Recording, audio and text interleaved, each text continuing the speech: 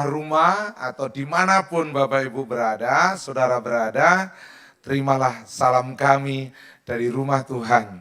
Kalau Tuhan kehendaki dan Tuhan izinkan Bapak Ibu sudah siap untuk beribadah, tentu lebih baik kalau minggu depan semua pergi ke gereja, ke rumah Tuhan.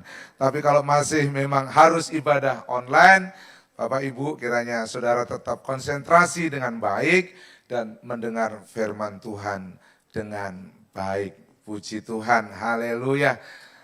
Terima kasih buat Tuhan Yesus, terima kasih buat Pak Gembala, Ibu Gembala, buat para hamba Tuhan, para diaken yang memberi kesempatan buat saya ada di tempat ini. Perkenalkan, nama saya Pendeta Nathanael Pribadi, saya pelayanan di Jakarta Barat. Saya dengan istri saya Emi, saya sudah punya anak 3 dan sudah punya mantu dan cucu. Mantunya baru 1, cucunya sudah 2. Jadi maaf Pak Gembala, saya duluan punya cucu. Dari ngobrol-ngobrol tadi, oh berarti Pak Gembala belum punya cucu, baru dikandung ya 6 bulanan. Oke, bagi kita yang ada di sini, saya senang sekali di sesi yang ketiga ini, saya bicara tentang Christian Ethics atau perilaku etika kehidupan orang Kristen. Mari kita baca bersama-sama, kita berdiri bersama-sama, kita membuka Efesus pasal yang ke-5 ayat yang ke-15. Efesus pasal 5 ayat 15. Nats ini adalah buat judul khotbah. Materinya tidak dari sini. Tapi nats ini sekedar mengantar saya dan saudara untuk menjadi judul khotbah saya itu. Nah, bagi Bapak Ibu yang di rumah, pastikan saudara punya catatan. Takutnya ada sedikit nanti gangguan seperti info dari worship leader tadi, takutnya ada mati hidup katanya gitu materinya. Oh enggak apa-apa ya. Untuk itu tolong siapkan catatan dengan baik. Mari kita baca di dalam Efesus pasal 5 ayat 15. 1, 2, 3. Karena itu perhatikanlah dengan seksama bagaimana kamu hidup. Janganlah seperti orang bebal tetapi seperti orang arif. Sekali lagi 2, 3. Karena itu perhatikanlah dengan seksama bagaimana kamu hidup. Janganlah seperti orang bebal tetapi seperti orang arif. Amin. Silakan duduk. Dari ayat inilah, ini kan konteksnya menjadi manusia baru, orang yang ada di dalam Kristus. Itu konteks keseluruhan dari perikop ini. Dan saya tertarik dengan ayat 15 sebagai judul. Kalau mau mengikuti isinya seharusnya materi khotbahnya ayat 16, ayat 17, 18, 19 sampai selesai. Seharusnya gitu ya, minimal sampai ayat 21. Sebelum ayat 22 membahas hubungan suami istri sampai ayat 33, ayat yang terakhir. Tapi saya menggunakan ini untuk membantu saya dan saudara sebenarnya perilaku orang Kristen itu seperti apa? Gitu. Makanya muncullah ayat ini ketika saudara sudah menjadi manusia baru, sudah percaya kepada Kristus, sudah ada di dalam Tuhan. Alkitab katakan perhatikanlah dengan seksama. Kata seksama itu dengan teliti, dengan serius, dengan sungguh-sungguh. Bagaimana kamu hidup? Bahasa umumnya, perilaku apa yang harus kita lakukan? Hubungan seperti apa yang harus kita kerjakan? Maka Alkitab jangan bebal. Bebal itu sering dengar firman, sering tahu. Jadi orang bebal itu bukan orang yang gak ngerti. Orang yang bebal itu sebenarnya orang yang tahu tapi gak mau melakukan, ditegur gak mau nurut, dinasihati gak mau mempraktekkan, itu bebal. Tapi arif. Arif itu berarti adalah punya pemahaman tersendiri, walaupun terkadang apa yang disampaikan orang itu bertentangan dengan isi hatinya. Kadang-kadang apa yang dapat masukan dari istri, dari suami, dari pemimpin itu nggak masuk di akalnya, tapi dia mengambil kebijaksanaan untuk coba mendengar, untuk coba memperhatikan dengan baik, dan pada akhirnya dengan dirinya sendiri dia bisa mengambil keputusan yang baik. Jadi dia akhirnya berperilaku, bertindak, berbicara yang baik. Nah, seperti itu. Nah, dari judul inilah maka saya akan khotbah nano-nano. Karena bicara perilaku berarti saya bicara 5 area minimal atau 4 area saja. Area yang pertama itu saya akan bicara tentang hubungan bos dengan bawahan. Area yang kedua nanti saya akan bicara tentang hubungan muda-mudi berpacaran yang baik, berperilaku orang Kristen pacaran yang baik itu seperti apa. Area yang ketiga saya bicara tentang orang tua dan anak, termasuk mertua dan menantu. Secara cepat saja ya, tapi minimal saya kasih berperilaku sebagai orang Kristen itu seperti apa kalau jadi mertua, jadi orang tua, jadi anak. Baru yang keempat nanti saya akan bicara tentang secara khusus yang sudah menikah. Yaitu jadi suami itu yang baik seperti apa, jadi istri yang baik itu seperti apa. Gitu ya. Saya sangat senang dan sangat excited, sangat semangat hari ini karena saya lihat wah banyak anak mudanya. Ada banyak juga yang sudah keluarga. Berarti susunan saya cocok. Saya kirim materi ini dengan Ibu Lina dan persis seperti susunan itu. Yang pertama ya saya khotbahkan yang tadi pagi itu, yang kedua yang tadi itu, dan ini yang ketiga. Ini adalah materi yang memang ketiga. Saya lihat, wah iya ya. Nah ini bagus banget. Kenapa bagus banget? Saya pastikan 100% tanda kutip, kalau saya salah saya minta maaf. Apa yang saya khotbahkan semua sudah saya lakukan. Semua sudah saya hidupin. Dari pagi yang saya khotbah, dari sesi yang saya khotbahkan kedua, dan ini materi yang ketiga, itu semua adalah saya pastikan saya pendeta, saya hamba Tuhan, tidak pakai topeng. Ya, di gereja warnanya kayak apa, di rumah warnanya kayak apa, di masyarakat warnanya kayak apa. Saya sama aja. Mau di gereja, mau di rumah, mau di masyarakat sama. Ditemukan pasti sama. Nah, untuk itu saya rindu materi yang ingin saya khotbahkan ini benar-benar kiranya membantu Bapak Ibu jadi orang Kristen yang punya perilaku yang baik. Kata etik, tolong klik, pengertiannya sederhana. Itu bicara tentang nilai, kaidah, ukuran, norma, dan perilaku. Etik juga berbicara tentang perilaku menurut ukuran nilai tentu yang baik yang akan kita bicarakan.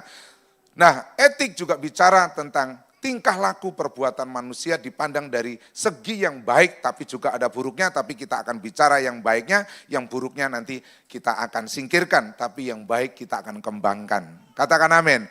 Jadi itu yang akan coba saya dorong Bapak Ibu Saudara di tempat ini, maupun yang di rumah-rumah, atau di kantor, atau di mana saudara berada, mungkin ada yang di rumah sakit, bahkan mendengarkan khotbah saya ini, biarlah saudara diberkati Tuhan. Bagian yang pertama, tentang perilaku atau hubungan antara bos dan bawahan. Perhatikan ini. Sebelum saya masuk sini, saya kasih kesaksian. Kenapa pembantu kami ada 3 yang dibaptis dari rumah saya?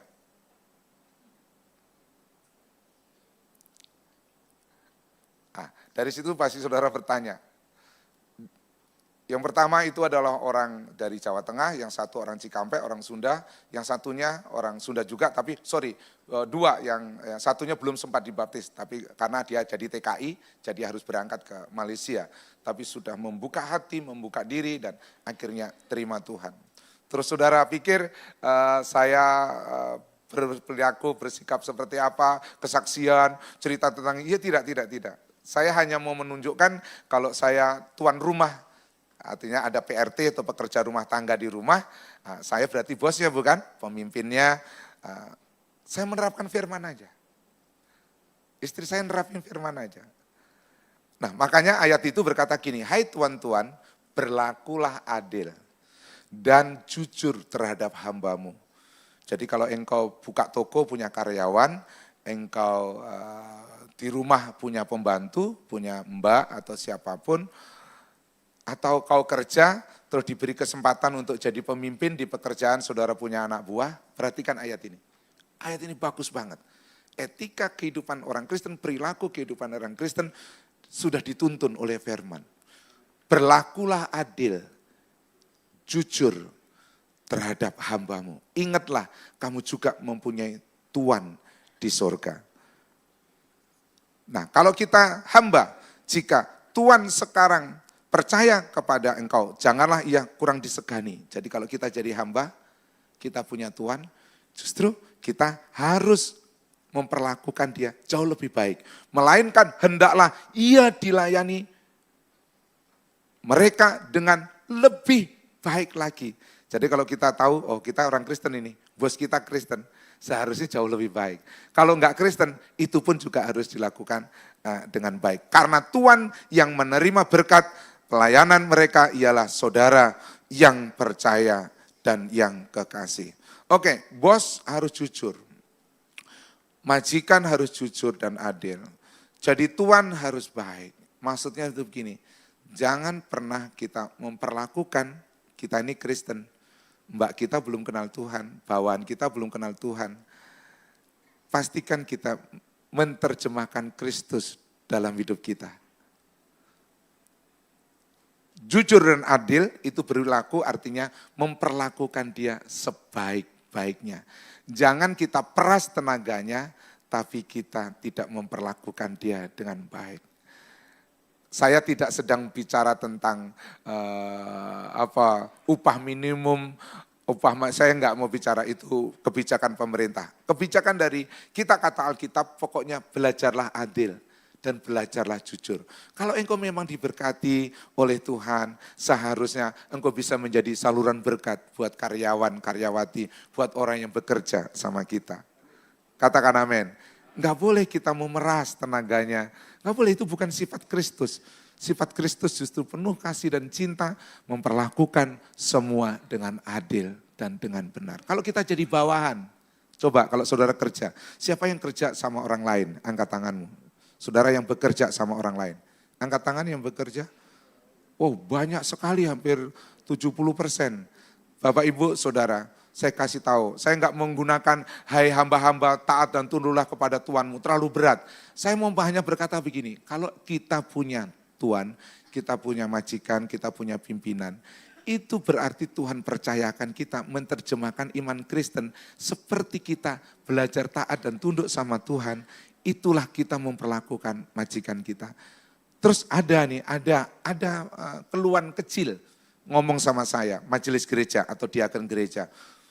Pak Pendeta, Pak Nathan, saya enggak mau cari karyawan Kristen. Kaget saya saudara, ini benar. Kenapa? Justru kadang-kadang anggap sepele karena saya Kristen. Alkitabnya justru berbeda loh saudara. Kalau pimpinanmu, bosmu itu anak Tuhan, seharusnya engkau dan saya memperlakukan dia jauh lebih baik. Itu kata Alkitab, bukan kata saya. Supaya hubungan etik perilaku kita mencerminkan benar-benar Kristus. Standarnya adalah firman. Katakan amin.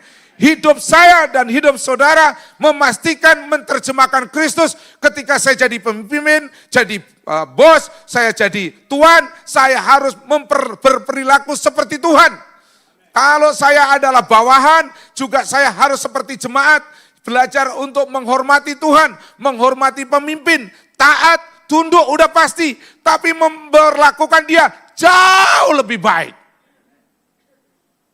Harus gitu. Supaya tidak terjadi kesenjangan. Tidak terjadi kesenjangan. Kemarin kami ulang tahun di Tanjung Priok, ulang tahun GBI yang ke-53. Pak Wali Kota ngomong begini, itu sindiran berat buat kami yang ada di Tanjung Priok. Kita yang ada di daerah sana ya, saya Jakarta Barat. Dia ngomong begini, saudara-saudara, di Tanjung Priok ini unik. Ada kaya banget punya perahu. Jadi rumahnya dikelilingi dengan pantai, tapi ada yang sangat miskin kerja pakai perahu. Tinggalnya minta maaf, hanya di pinggir-pinggir sungai, pinggir-pinggir laut. Beliau ngomong itu tadi malam. Akhirnya saya pulang, saya mikir, iya ya, kalau kita orang Kristen, terus masih seperti itu. Kita nggak peduli, nggak care, semau-maunya begitu. Janganlah. Ayo hadirkan Kristus dimanapun kita berada. Kalau kita jadi pimpin, jadi bos, berlakulah jujur, berlakulah adil. Kalau jadi bawahan, belajarlah menghormati, memperlakukan pemimpin kita jauh lebih baik. Baru keren. Itu kata firman. Yang kedua, ini kan bukan seminar toh, saya khotbah. Jadi cepat aja saudara, 30 menit ya. Soal pacaran yang sehat. Nah, saudara mungkin jarang membaca ayat ini. Ayo kita baca, bapak-bapak, ibu-ibu, baca ayat ini khususnya saudara-saudara yang belum menikah. Siapa di tempat ini yang umurnya 17 tahun ke atas tapi belum menikah? Angkat tangan. 1, 2, 3, 4, 5, 6, 7, 8, 9, 10, 11, 12, 13, 14. Banyak amat sebelah kiri apalagi. Perhatikan ayat ini. Bagaimana sih saya berperilaku sebagai orang Kristen kalau membangun hubungan muda-mudi, pacaran itu kayak apa sih? Sebenarnya saya nggak mau menggunakan istilah pacaran ya, karena di Alkitab nggak ada istilah itu. Kalau Alkitab itu adanya pertunangan, persahabatan, pertemanan itu ada. Pacaran itu seringkali dipakai akhirnya menjadi negatif sehingga menjadi seperti menjadi hak milik gitu, padahal pacaran belum ya. Ayo kita baca 1 Timotius pasal 5. Ayat 1 dan ayat 2. 1, 2, 3. Janganlah engkau keras terhadap orang yang tua, melainkan tegurlah dia sebagai bapak. Tegurlah orang-orang muda sebagai saudaramu. Perempuan-perempuan tua sebagai ibu. Dan perempuan-perempuan muda sebagai adikmu dengan penuh kemurnian. Dijauhkanlah dalam nama Yesus dari apa yang saya mau ngomong, tapi ada beberapa peristiwa, itu MBA, married by accident. Ada beberapa anak muda itu sebelum menikah sudah seks. Ada anak-anak muda itu sebelum pemberkatan sudah hamil duluan. Tapi tidak di sini, tolak dalam nama Yesus, katakan amin. Tapi saya mencoba untuk membantu kita, betul-betul kita itu bagaimana supaya tidak terjadi perilaku free sex, tidak terjadi perilaku yang tidak kudus. Kan kata Alkitab, kuduslah kamu dalam keseluruhan hidup kita. Nah caranya begini, kalau anak muda ketemu cowok dan dia lebih tua, anggap dia bapakmu. Itu bukan kata saya. Kalau ada seorang wanita, dia lebih tua dari engkau, anggap aja itu ibumu. Kalau kita ketemu lebih muda, dia cowok, itu adikmu. Kalau kau ketemu perempuan lebih muda, itu bukan kata saya, kata Alkitab itu loh. Kalau ada saudaramu perempuan lebih muda, anggaplah dia adikmu, saudaramu. Yang normal ya, saya ngomong yang normal itu, bukan yang nggak normal. Tidak, bukan nggak ada, tapi saya mau pastikan kalau orang Kristen normal, nggak ada ayah memperkosa anaknya. Nggak ada seorang yang minta maaf, kamu kan cowok cewek ini berteman. Nah cewekmu itu anggap adikmu, itu kata Alkitab. Cowokmu itu anggap abangmu atau bapakmu. Atau saudaramu. Nggak mungkin. Yang normal ya, adik memperkosa kakaknya memperkosa adiknya. Yang sering terjadi dalam hubungan pria wanita yang belum menikah itu, kenapa akhirnya free sex? Karena nggak mengerti paham, khususnya firman yang sederhana ini. Kalau mau jujur, berapa kali kita sering mendengar, jadilah kudus, ya toh? Hormati kekudusan, cintai kekudusan, bla bla bla. Sudah terlalu banyak kita mendengar khotbah itu. Tapi sering anak-anak muda gagal. Nah, akhirnya saya temukan ayat ini sangat membantu sekali. Jadi, pria-pria, kalau engkau berpacaran sama perempuan dan dia adalah lebih muda dari engkau, dia itu adikmu. Kalau ternyata pacarmu lebih tua, dia ibumu. Nah, itu memang begitu kata Alkitab, bukan kata saya. Ayat 2, perempuan-perempuan tua sebagai ibu. Perempuan-perempuan muda sebagai itu kata Firman bukan kata saya. Jadi kalau engkau memperkosa ibumu, keterlaluan. Kalau engkau memperlakukan hal yang tidak baik, yang najis dengan adikmu, itu kelewatan. Ingat itu. Jadi sesimpel itu cara saya membantu generasi muda. Pastikan engkau diberkati di gereja, engkau dalam keadaan kudus. Katakan amin. Cara pembelajaran sederhananya, perilaku dalam berpacaran yang paling sederhana adalah perlakukan kalau dia lebih tua dia bapakmu, kalau dia laki-laki, kalau lebih tua perempuan dia ibumu. Kalau ternyata dia perempuan lebih muda darimu, dia adikmu, baik laki maupun perempuan. Enak bukan? Selesai. Karena yang saya tahu nggak mungkin hal-hal yang nggak kudus terjadi pada hubungan keluarga. Kecuali minta maaf, kejiwaannya terganggu. Tapi yang normal, enggak. Jarang sekali anak memperkosa bapaknya. Atau bapak memperkosa anaknya. Melakukan yang enggak kudus. Enggak, maka ini prinsip sederhana. Timotius tahu, saya ngerti, Timotius kan masih muda. Dia perlu pembelajaran. Maka ayat yang sebelumnya, jadilah teladan dalam segala hal bla bla bla bla. Kenapa? Karena dia masih muda. Enggak boleh ragu, enggak boleh minder. Ya, enggak boleh enggak percaya diri. Nah, salah satu hubungan pria dan wanita yang baik dalam berpacaran. Ingat, kalau wanita lebih tua, dia ibumu. Kalau pria lebih tua, dia bapakmu. Kalau wanita lebih muda, dia adikmu. Kalau wanita pria lebih muda sama dia adikmu. Keren, udah clear. Jadi akhirnya bahasa Alkitab penuh kemurnian, hubungannya tulus. Kalau ada pria minta maaf yang suka menjamah, meraba-raba, itu kurang ajar. Itu saya mau pastikan itu bukan jodohmu. Kalau engkau adalah pacaran dan cowok itu kurang ajar sama engkau, sebenarnya dia sedang birahi.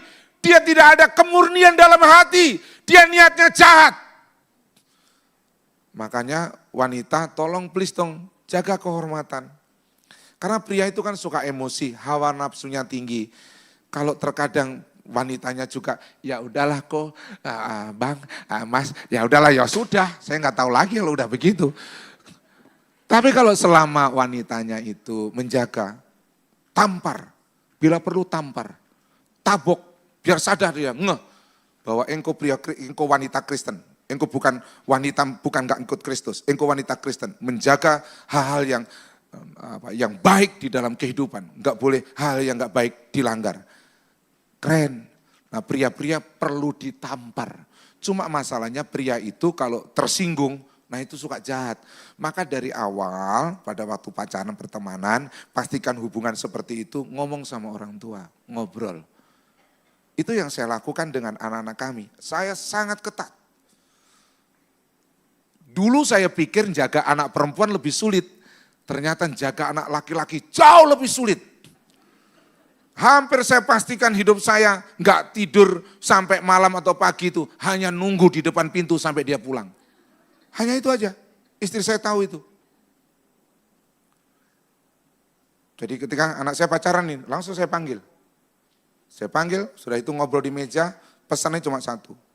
Tidak boleh seks sebelum pernikahan, titik. Kamu nggak boleh ciuman, kamu nggak boleh rabaan, kamu nggak boleh ibu. Nggak boleh, titik. Bisa nggak nanti kalau kamu perlu pertanyaan, tanya dengan saya. Kenapa om bisa? Kenapa tante bisa?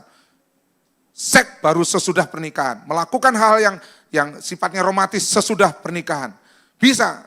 Kenapa? Nah nanti itu cerita panjang, kan kita nggak seminar lagi toh. Ya, toh. Cerita panjang, tapi bisa. Maka saya melihat pertolongan Tuhan dalam hidup saya terlalu banyak. Anugerah Tuhan buat saya dengan istri saya terlalu besar. Salah satunya saya komitmen terhadap hal yang seperti itu. Menjaga pacaran yang kudus.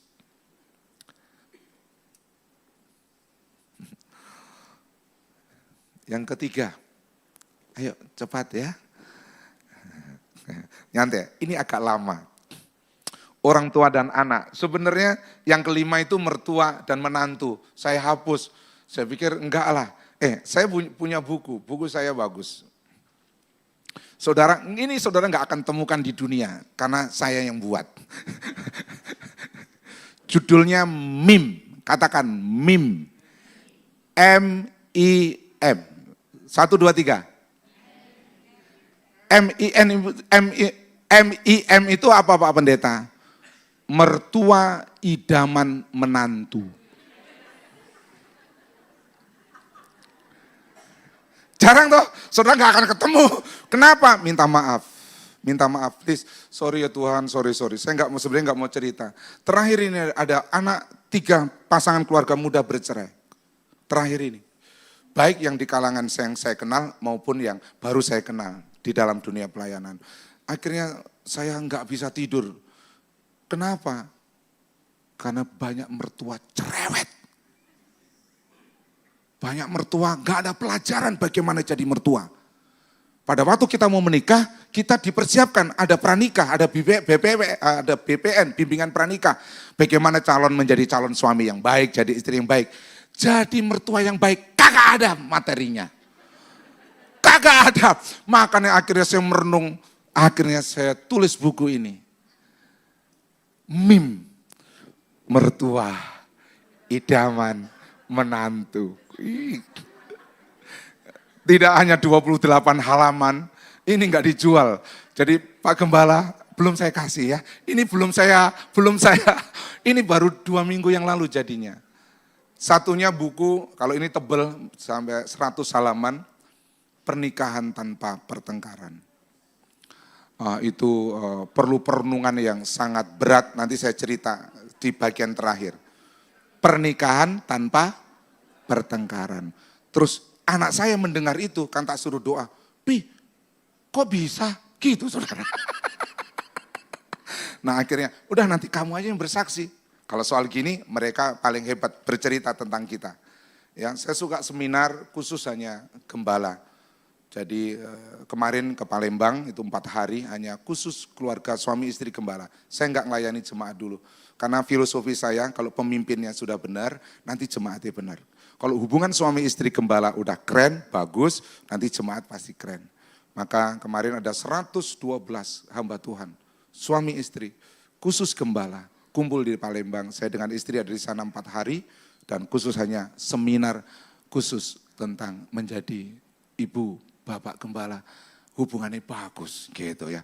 Jadi bapak dan ibu saya nggak perlu saya seminari, saya sudah lihat bagus banget. Nah orang tua dan anak. Anak itu taat, orang tua itu memperlakukan anak, mendidik anak seperti yang dikehendaki Tuhan. Bahasa sederhana ini gini, kalau siapa yang masih punya orang tua, angkat tangan. Ini filosofi saya ya, kalau saudara mau melihat Tuhan, yang kelihatan, lihatlah orang tuamu. Karena kalau nggak ada orang tua, nggak ada kita. Maka, kalau sampai saudara jadi anak kurang ajar, pernah bentak orang tua, pernah ngelawan orang tua. Ada apa sih, Ma? Ada apa sih, Pak? Minta maaf ya. Itu kalau dalam hukum Taurat, perjanjian lama, saudara langsung dibawa ke imam, saudara langsung dilempar keluar, ke luar itu, bisa kalau di bait Allah, di luarnya bait Allah, di luar pintu gerbang namanya, saudara pasti ditimpukin batu sampai mati. Tapi kalau zaman sekarang kayak ada anak yang melotot sama papa mamanya, enjoy aja ya, kurang ajar. Nggak boleh. Kalau engkau mau bahagia, mau diberkati di bumi dan di sorga, hormatilah orang tuamu. Sayang sama papa, sama mama. Papa mama saya nggak ngerti apa-apa. Justru karena nggak ngerti apa-apa, jadul. Saya ini gaptek loh saudara. Saya puji Tuhan gaptek. Kenapa? Saya puji Tuhan gaptek. Mana handphone saya? Handphone saya keren. Keren, mahal di dunia. Dari dulu saya nggak pernah berubah. Ya, cuma berubahnya gara-gara baru ini. Ya, apakah itu? Vivo. Yang lain semua pakai iPhone Pak Gembala. Saya lihat harga iPhone, ya ampun 15 juta. Anak saya itu semua iPhone, gak ada yang kayak papanya. Saya pertama Samsung, Nokia Samsung. Nah sekarang ada bagus, lebih bagus dari Samsung karena dipoto keren. Vivo. Nah udah itu. Terus hidup itu kadang-kadang apa ya, gengsinya apanya itu kalau jadi anak itu jangan gitu. Pokoknya sama papa mama hormat, katakan amin. Jangan pernah bentak. Kita sering gaptek orang tua, saya kan gaptek. Jujur ini banyak fitur apa, enggak, yang saya cuma bisanya nelpon, WA itu. Yang lain kakak paham. Ngunci aja enggak, ini jadi bapak kalau mau buka itu pakai jempol itu dia yang ngajarin. Jadi buka jempol. Kalau yang enggak. Jadi kita orang tua juga harus belajar gitu, jangan gengsi kalau nanya atau belajar sama anak. Tapi anak kalau orang tua nanya, engkau jawabannya jangan kurang ajar. Jadul lupa. Ya ampun, kalau nggak ada yang jadul nggak ada kita. Katakan amin. Iya dok, kita itu jawabannya kadang-kadang menyakitkan anak muda itu. Gitu aja kakak bisa gaptek. Ya memang kita lahirnya tahun 60-an. Kamu lahirnya sekarang, ya beda lah gitu ya. Jadi tolong dah, hubungan pokoknya orang tua, anak harus bagus. Amin. Kalau kita orang tua, ya, kalau bahasa saya cuma satu. Antara mulut ini dan perbuatan sama. Udah itu aja pesan saya. Kalau engkau suka ngomong, engkau berbuat, hatimu berbeda dengan perbuatanmu. Anakmu akan menganggap sepele kita. Kita harus komitmen jadi orang tua. Didik anak kita di jalan Tuhan supaya kelak tidak mempermalukan kita. Yes? Setuju?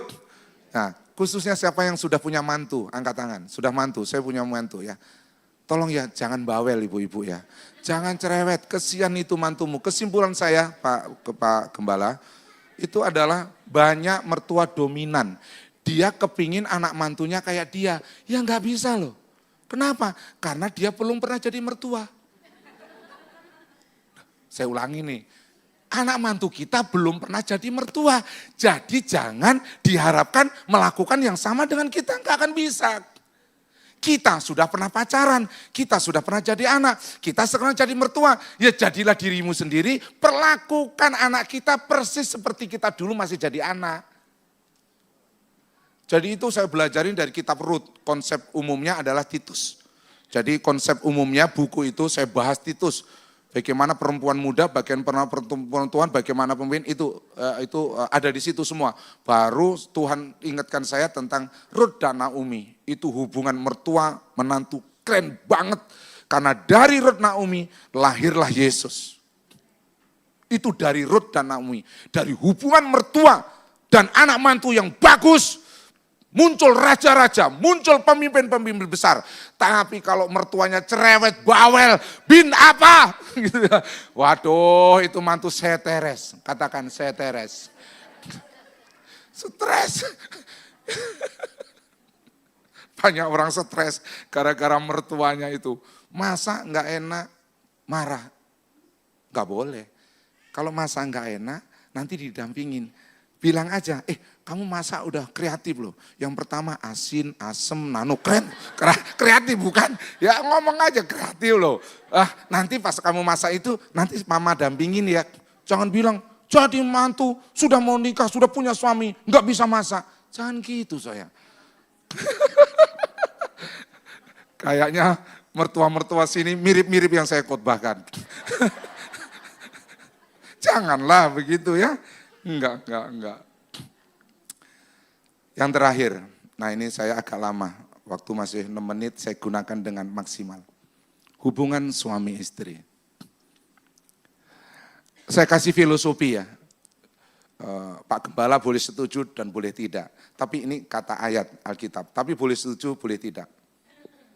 Filosofinya gini, suami itu setor nyawa sama istrinya. Istri itu setor harga diri sama suaminya. Bahasa Alkitab ini, tak gunakan bahasa Alkitab. Hai suami, kasihilah istrimu. Kata kasih itu agape. Artinya kasih penuh pengorbanan. Konteks ayat itu seperti Kristus menyerahkan nyawanya, dirinya untuk jemaat. Demikianlah suami kepada istri. Jadi prinsip saya, menjadi suami berarti siap setor nyawa buat istrinya. Bahasa romantisnya adalah gini, istri itu pemata pemberian terbaik dari Tuhan. Walaupun kadang-kadang kurang baik. Tapi tetap dia adalah pemberian yang terbaik dari Tuhan. Itu kata Amsal, bukan kata saya. Saya ngomong cuma kata Alkitab aja ya. Saya kalau khotbah gak pernah kemana-mana. Pokoknya semua ada di Alkitab. Oke. Nah, kalau istri itu dipakaikan hupataso. Taat tunduk itu adalah submission obedient, diterjemahkan dalam bahasa Yunani itu hupataso. Hupataso itu menundukkan diri seperti siap dibunuh, dipancung gitu. Bahasa saya penyerahan hak. Suami ngomong apa? Iya Pak. Suami ngomong apa? Iya Pak. Suami ngomong apa? Iya Pak. Kadang-kadang sampai keberatan gitu ya. Karena kata Alkitab apa? Efesus itu pasal 5 ayat yang ke-23. Surah 24-nya. Tunduklah kepada suamimu dalam segala sesuatu. Kalau cuma, hai istri-istri tunduklah kepada suamimu, titik, enak. Tapi ayat 24-nya adalah dalam segala sesuatu. Kadang-kadang kan ada suami yang kasar, ada suami-suami yang egonya tinggi, ada suami-suami yang belum dipulihkan. Tapi Alkitab katakan hupataso, submission, obedient. Siapa? Kalau filosofi ini sudah nyampe, saya nggak akan kasih ilmu yang lain. Udah aman. Kenapa ada suami yang suka emosi sama istrinya? Karena dia nggak merasa nyawa saja taruhannya. Saudara bisa bayangkan, nggak mungkin saya sayang berdiri. Sini. Nah, sini di tengah-tengah kan, yang khotbah papi. Oh, wanita itu lebih dari pemenang ya. Yang khotbah suaminya nyiapin khotbah matang, mantap, capek pagi siang sore yang terima berkatnya dia. Ya. Dia lebih daripada pemenang. Saya sepeser pun gak pernah pegang uang di dalam rumah tangga saudara. Saya tidak pernah, saya memang gak pegang uang ya. Yang pegang tetap dia. Bagaimana saya mungkin marah sama istri saya? Kalau nyawa saja saya berikan buat dia. Nggak mungkin kalau dia cuma masak nggak enak saya marah. Nggak mungkin kalau dia melayanin saya minta maaf. Hal yang itu ya mungkin yang belum. Terus saya marah, nggak mungkin. Saya menikah 30 tahun, saya belum pernah membentak dia. Ada apa? Saya belum pernah melototin dia.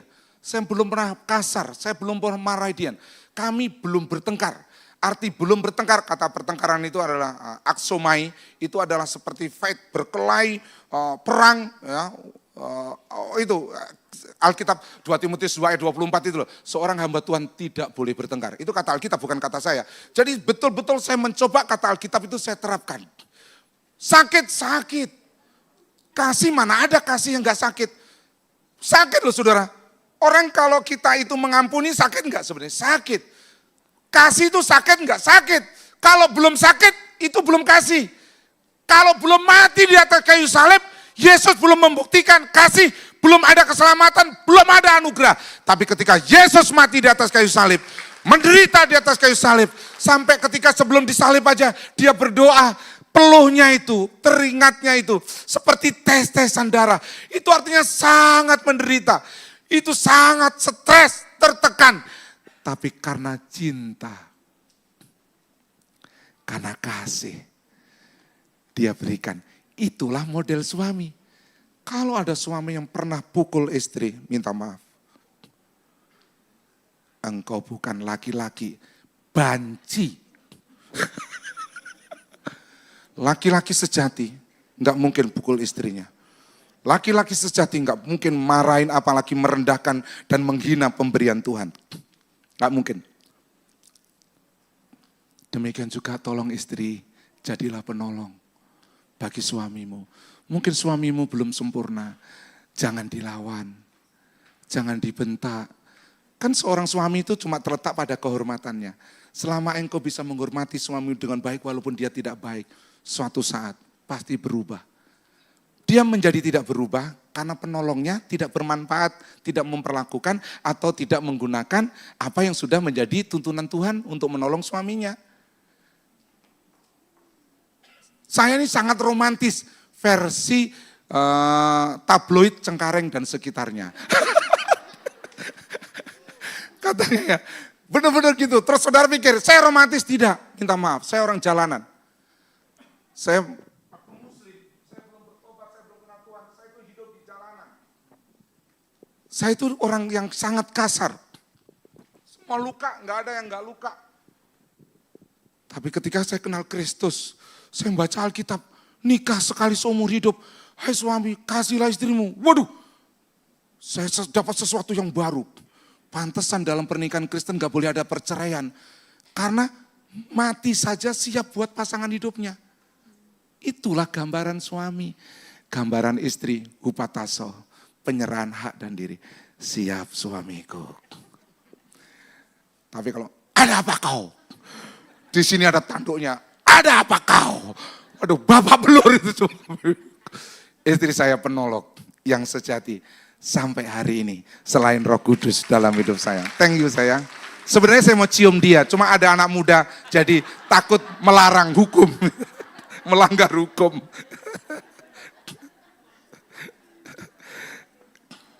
Kesimpulannya. Saya kasih foto saya berdua. Tadi pagi nggak ada foto saya sama sekali toh Pak. Saya itu udah bekal. Kayak jam 11 ini banyak anak muda. Saya doa puasa itu udah 3 hari cuma mau khotbah ini. Ya kalau soal khotbah tadi pagi saya ceritain, kita sekolah teologi ya. S1, S2 saya nggak ngerti hermeneutik, cara berkhotbah, cara menafsir, nggak mungkin nggak tahu. Cuma masalahnya ini firman miliknya Tuhan. Kalau firman miliknya saya tinggal ngomong. Tapi kalau miliknya Tuhan, saya mau khotbah ini bener nggak Tuhan? Ini relevan nggak? Ini cocok nggak? Kebutuhan jemaat bukan? Nah itu. Wah ternyata pas materi yang ketiga. Mana Ibu Lina? Adakah Ibu Lina? Angkat tangan. Ya terima kasih ya. Kalau orang Korea bilang mulyate kodang. Ya, sese kamsia ya gitu ya. Matur nuwun. Nah itu. Korea Utara itu Batak. Mulia kodang itu terima kasih banyak. Oke kita baca bersama-sama di kesimpulan. 1, 2, 3. Setiap kita harus memiliki perilaku kehidupan yang baik. Perilaku kita harus didasarkan pada prinsip-prinsip firman Tuhan. Jadilah bos yang adil, jujur, dan bawahan yang taat. Muda-mudi berpacaran dengan menjaga kekudusan. Jadilah orang tua yang bijak dan anak yang hormat. Suami mengasihi, tidak berbuat kasar kepada istri. Dan istri tunduk dan menghormati suami. Mari kita berdoa.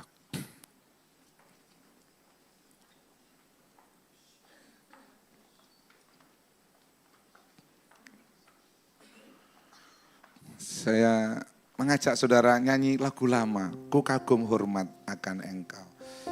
Saya teringat lagu ini pasti ada maksud Tuhan dan saya mau berdoa buat Bapak Ibu Saudara dari yang bekerja jadi pemimpin atau bawahan, yang berumah tangga jadi anak atau jadi orang tua, jadi menantu atau jadi mertua,